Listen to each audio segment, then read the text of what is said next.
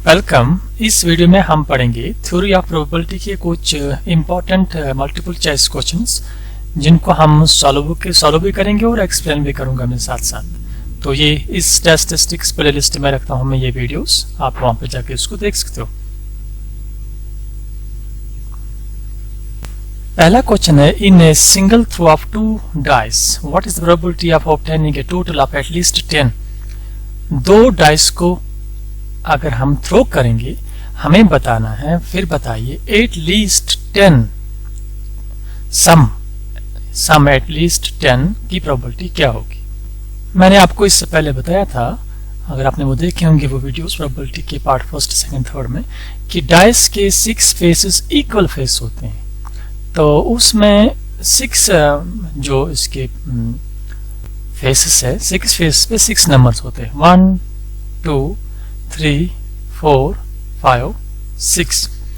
तो जब हम दो डाई को एक साथ थ्रो करते हैं तो हमारे पास जो सैंपल स्पेस आता है वो ये, तो ये हमारा सैंपल स्पेस है। अब हमें क्वेश्चन बता रहा है कि एटलीस्ट सम 10 उसकी प्रोबेबिलिटी क्या है। ये एटलीस्ट आप याद रखोगे 10 प्लस 11 प्लस 12, क्योंकि एटलीस्ट इसमें टॉप जो ऐड आता है इन दो नंबर्स का वो 12 है। तो एटलीस्ट मीन्स 10 से लेकर उस टॉप तक कितने आते हैं। अब चलिए चेक करिए कौन कौन सा नंबर है जिनको ऐड करके हमारे पास 10 आता है, 11 आता है और 12 आता है। हम उनको चेक करेंगे। जिनका ऐड 10 है वो 3 आते हैं, 6 4 5 5 4 6। तो 3 इवेंट्स है और टोटल कितने हैं इसमें, ये 36 है। अब 11 चेक करना है, इसमें से कौन कौन है जिनका सम 11 आता है। 2 है, 6 5 और 5 6। तो 11 की प्रोबेबिलिटी इसमें है 2/36। अब इसके बाद 12 चेक करना है, 12 कहाँ पर आता है, एक ही है, विच इज 6 + 6 12। तो एक ही आता है 1/36। आप इस तरह से भी इसको लिख सकते हो, 3 + 2 + 1 डायरेक्ट भी आप लिख सकते हैं, वहां पर ये लिखने की जरूरत नहीं है। फिर विच इज इक्वल टू 6/36। अब कट करिए, 6 1 6 6 6 36 1/6। तो हमारे पास जो प्रोबेबिलिटी इसकी एटलीस्ट 10 है वो 1/6 है। तो हमारे पास जो आंसर है वो 1/6 1/2 0 none। तो इसका answer A part 1/6 probability at least 10 है। तो इसमें आप ध्यान रखना थोड़ा सा, अगर यहाँ पर फ्रैक्शन में आया होगा तो 1 को 6 से डिवाइड करना पड़ेगा, तो वो 0 पॉइंट कुछ निकलेगा, 0.1 आता है, तो उस टाइम आपका आंसर 0.16 से आएगा। तो next is if probability of A is equal to 0.4, probability of B is equal to P, probability of A union B is equal to 0.6 and A and B are given to be independent events। तो इसको याद रखिएगा। Find the value of P। तो हमें इस P को निकालना है। इस P का वैल्यू किसके बराबर, 1/3 0 1/6 none। ये एक थ्योरम है, इसको याद रखिएगा। Probability of A union B is equal to probability of A plus probability of B minus probability of A intersection B। Set build form है। तो मैक्सिमम ऑब्जेक्टिव्स इसमें आते हैं जो इसी पे निकलते हैं, इस थ्योरम पे। इसको आप याद रखिएगा, लिख के रखिएगा कहीं पर। अब यहाँ पर दिया हुआ है हमारे पास probability of A union B is 0.6 and probability of A is 0.4, probability of B that is P, probability of A intersection B वो नहीं दी हुई है। तो इसके बाद और एक चीज दिया हुआ है कि A एंड B ये जो 2 इवेंट्स है ये इंडिपेंडेंट है। तो जिस टाइम ये इंडिपेंडेंट होते हैं उस time probability of A intersection B is equal to probability of A into probability of B। इसको मैं यहाँ पर यूज करूंगा, 0.6 0.4 minus probability of A intersection B is probability of A into probability of B, क्योंकि A B is independent. तो 0.4 plus P minus आप probability of A किसके बराबर है, दी हुई है यहाँ पर 0.4 into probability of B, probability of B is P। अब इसको हम सॉल्व करते हैं। 0.4 यहाँ से P माइनस 0.4p, दोनों में p है, p को कॉमन निकालते हैं, अंदर बचेगा 1 माइनस 0.4, यहाँ से 0.6। तो आप इसको सॉल्व करते हैं 0.6, ये 0.4 राइट साइड में ही, लेफ्ट में आएगा तो माइनस बन जाएगा 0.4। तो राइट साइड में हमारे पास p इंटू 1 माइनस 0.4, हमें p का वैल्यू निकालना है तो इन दो को माइनस करना पड़ेगा। 0.6 माइनस 0.4 ये निकला 0.2। अब 1 माइनस 0.4 इसको माइनस करेंगे 0.6। अब इस p को यहाँ पर रखिए, 0.2 इधर और ये 0.6 इधर डिवाइड हो जाएगा, करिए इसको डिवाइड, यहाँ से हमारे पास p का वैल्यू निकलेगा 0.2 डिवाइड बाय 0.6, ये निकला 0.3। लेकिन आंसर में आप चेक करिए 0.3 कहीं पर है नहीं, ये 1/3 है, 1/6। तो इसका आंसर, अब इनको हम कन्वर्ट करेंगे पॉइंट्स में, हम देखेंगे ये कहाँ पर मैच होते हैं 0.3 के साथ। 1 divide by 3, 1 divide by 3 is equal to 0.3, that means इसका आंसर ए पार्ट है 0.3 और 1/3। Next is A can solve 90% of the problems given on a book and B can solve 70%. What is the probability that at least one of them will solve a problem selected at random from the book? एक book है जिसके 90% A solve कर सकता है questions और B student उसके 70% question solve कर सकता है। तो क्वेश्चन बता रहा है एक क्वेश्चन को हम उससे लेंगे, इस बुक से, हमें बताने, आप बताइए प्रोबेबिलिटी क्या है कि उस क्वेश्चन को ए या बी सॉल्व करेगा, उसकी प्रोबेबिलिटी क्या है। तो हमें बताना है कि probability that at least one of them will solve the problem, इन दो में से कोई एक उसको सॉल्व करेगा, तो उस सॉल्व करने की प्रोबेबिलिटी क्या है जब हम एक रैंडमली लेंगे इसमें से एक क्वेश्चन। चलिए इसको हम सॉल्व करते हैं। पहले हम चेक करेंगे प्रोबेबिलिटी ऑफ ए क्या है।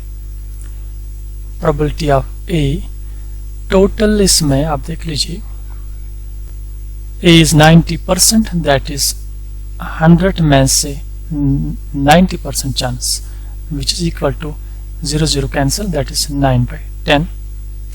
और प्रोबेबिलिटी ऑफ बी ये 70%, तो 70 डिवाइड बाय 100, 0 कैंसिल, 7/10। तो ये ए की प्रोबेबिलिटी है, बी की। अब हमें बतानी है कि उस क्वेश्चन को जो रैंडमली सिलेक्ट करेंगे तो उसकी प्रोबेबिलिटी क्या है कि इन दो में से कोई एक उसको सॉल्व करेगा। तो चलिए अब हम चेक करते हैं probability of A complement. Probability of A complement is equal to 1 minus probability of A, which is equal to 1 minus probability of A is 9/10. 9/10 is 0.9. 1 minus 0.9 which is equal to 0.1.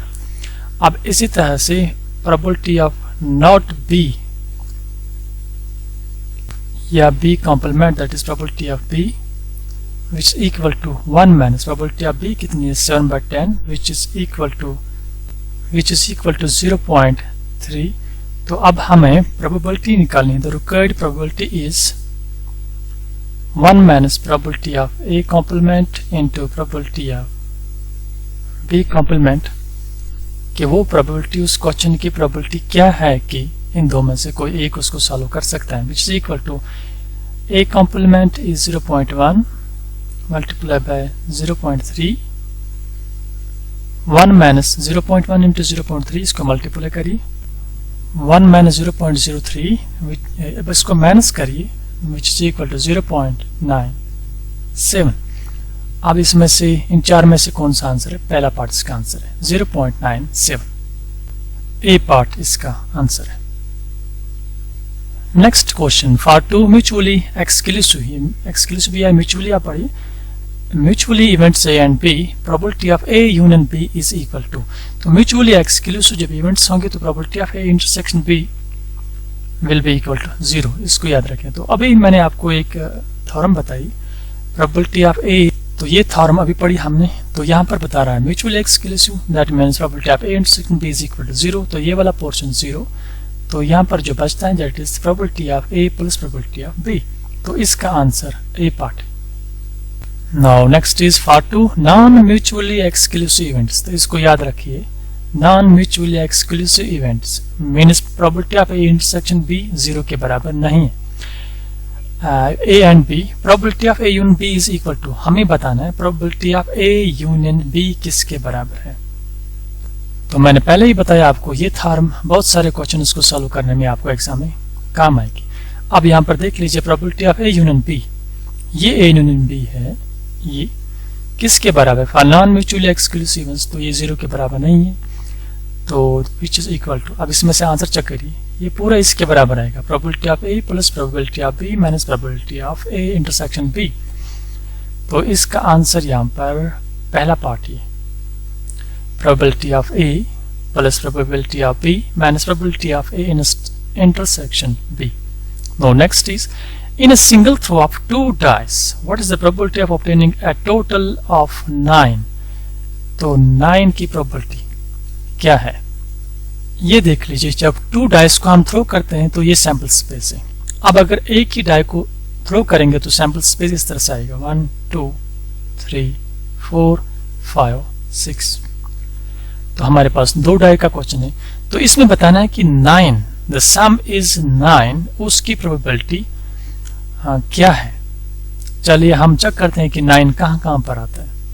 यहाँ पर देख लीजिए 6 + 3 9, 5 + 4 9, 4 + 5 9, 3 + 6 9, 1 2 3 4 4 total कितने हैं ये इसमें possible outcomes, that is 36, 4/36।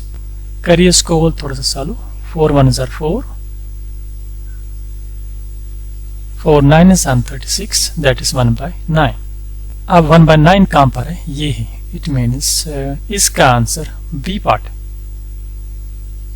Next is what is the probability of impossible event. Impossible event की probability 0 है, ये याद रखिएगा, और श्योर इवेंट की प्रोबेबिलिटी 1 होती है, वो अपोजिट में है इसके।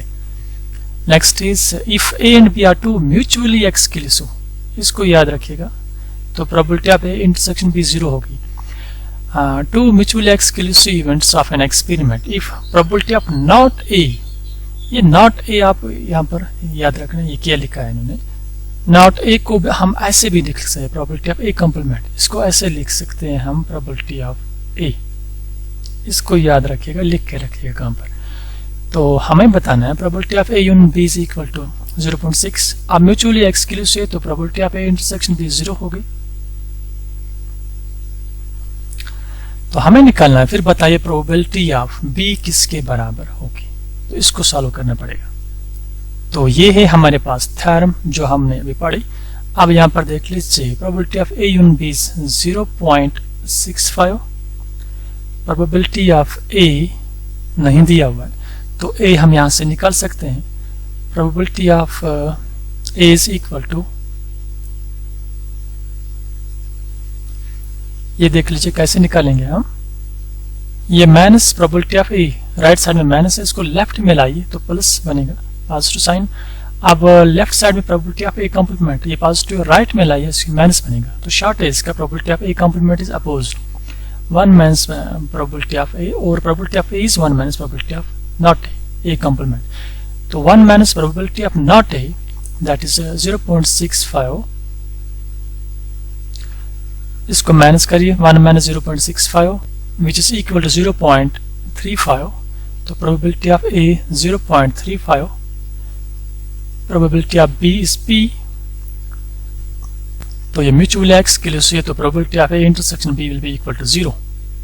अब इसको सॉल्व करते हैं, 0.65 ये लेफ्ट राइट साइड में, इसको लेफ्ट में लाइए, माइनस बनेगा 0.35, p माइनस 0 इज p, तो इसको माइनस करेंगे हम 0.65 minus 0.35 which is equal to 0.30। तो हमारा आंसर यहाँ पर ए पार्ट भी नहीं B part, 0.30 is probability of this B और पी। इंपॉर्टेंट क्वेश्चन है, इस टाइप के क्वेश्चन आ सकते हैं एग्जाम में, तो याद रखिएगा इसको कैसे सॉल्व करते हैं। तो ये थे कुछ इंपॉर्टेंट ऑब्जेक्टिव्स प्रोबेबिलिटी या थ्योरी ऑफ प्रोबेबिलिटी से रिलेटेड जिनको मैंने सॉल्व किया। तो अगर अभी आपने इस वीडियो को लाइक नहीं किया, लाइक करिए, सब्सक्राइब नहीं किए तो पहले सब्सक्राइब करिए इस चैनल को, और अपने फ्रेंड्स के साथ भी जरूर शेयर करना ताकि वो भी इससे फायदा उठा सकें। तो हम क्विक रिव्यू करेंगे, हमने क्या क्या पढ़ा। ये टोटल 8 ऑब्जेक्टिव्स थे, तो जिनको हमने आज की इस क्लास में पढ़ा।